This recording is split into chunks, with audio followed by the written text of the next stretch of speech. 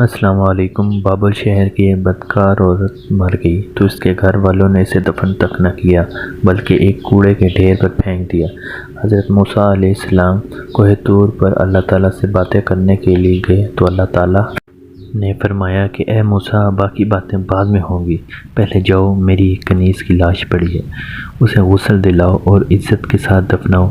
آپ کوہ طور سے واپس آئے اور بابل شہر میں داخل ہوئے۔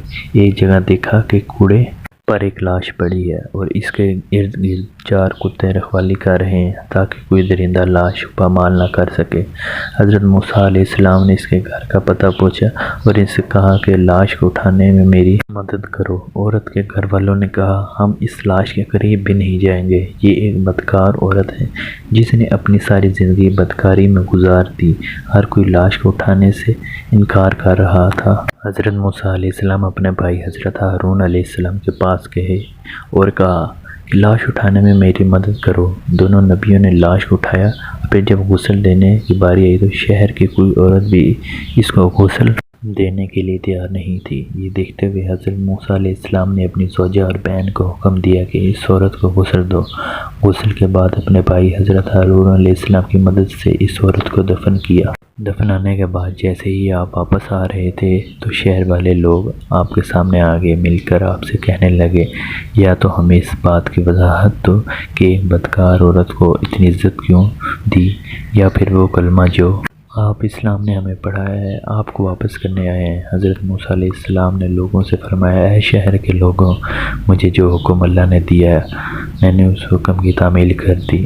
ہاں، اگلی بار جب کوہ طور گیا تم سب کو تمہارے اس سوال کا جواب مل جائے گا۔ یہ سن کر لوگ واپس چلے گئے۔ حضرت موسیٰ علیہ السلام کوہ طور پر گئے تو فرمایا، اے میرے پروردگار، اس شہر کے لوگوں اس بات کی وضاحت مانگتے ہیں کہ ایک بدکار عورت کو اتنی عزت سے کیوں دفن کیا گیا۔ اللہ نے فرمایا، اے موسیٰ، یہ عورت واقعی بدکار کردار تھی اور اس کی ساری زندگی بد کرداری میں گزر گئی، مگر ایک دفعہ ایک ایسی جگہ سے گزر رہی تھی جہاں پر ایک کتا پیاس کی شدت سے مر رہا تھا۔